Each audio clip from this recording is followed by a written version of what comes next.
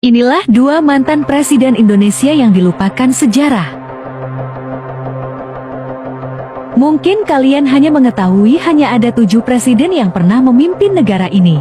Namun, kalian harus tahu, ada 2 presiden yang tidak terhitung pernah memimpin negara ini. Mau tahu siapa mereka? Yuk disimak video ini. Yap, mereka adalah Syafruddin Prawiranegara dan Mr. Saat.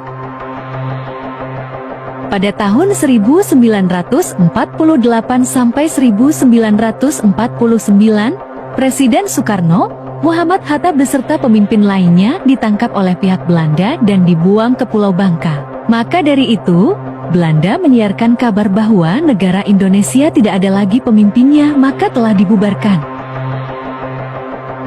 Dari sinilah pemerintahan Indonesia mengalami kekosongan. Namun, ada satu menteri kemakmuran yang berhasil lolos dari penangkapan itu, yaitu Syafruddin Prawiranegara. Ia mengusulkan untuk membentukkan pemerintahan darurat demi mengisi kekosongan pemerintahan yang terjadi di Indonesia. Kemudian melalui telegraf, Presiden Soekarno menyetujui Syafruddin untuk memimpin pemerintahan. Maka pada tanggal 19 Desember tahun 1948, Syafruddin menggelar rapat dan dihadiri oleh Gubernur Sumatera yakni T. Ang Hasan. Dengan hasil, semua menyetujui pembentukan pemerintahan darurat Republik Indonesia. Akhirnya pada tanggal 22 Desember tahun 1948, diproklamirkan Syafruddin menjadi pemimpin sementara untuk Republik Indonesia. Maksud dari semua ini, karena syarat internasional untuk diakui menjadi sebuah negara harus mempunyai pemimpin.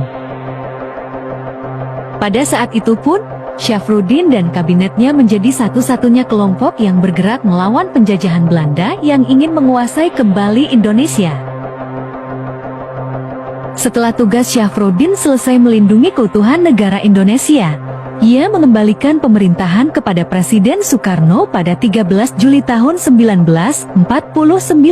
Masa jabatannya sebagai presiden kurang lebih 8 bulan, maka ia disebut-sebut sebagai Bapak Penyelamat Republik oleh para sejarawan.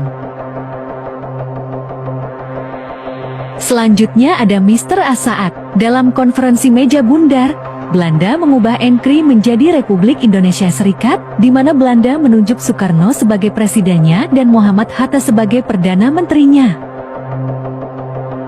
Sebenarnya ini merupakan siasat licik dari Belanda agar dapat menguasai negara Indonesia.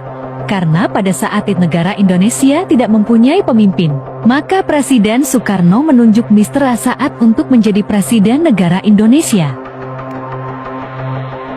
Mr. Saat memimpin Indonesia dari tahun 1949 sampai tahun ke-1950. Akhirnya, Republik Indonesia dan Republik Indonesia Serikat resmi disatukan dan menjadi Negara Kesatuan Republik Indonesia. Lalu, tepat pada tanggal 15 Agustus tahun 1950, jabatan kepresidenan NKRI dikembalikan kepada Bung Karno. Kurang lebih 9 bulan Mr. Saat memimpin Republik Indonesia. Namun, meskipun terbilang muda, Saat tetap dikenang sebagai orang yang bertanggung jawab dalam memimpin dan mempertahankan kemerdekaan Republik Indonesia. Nah, gimana sobat? Apakah kalian baru tahu? Atau memang sudah mengetahuinya? Coba tuliskan di kolom komentar. Sekian dulu dari saya. Semoga video ini dapat bermanfaat untuk menambah wawasan kita semua. Terima kasih telah menonton.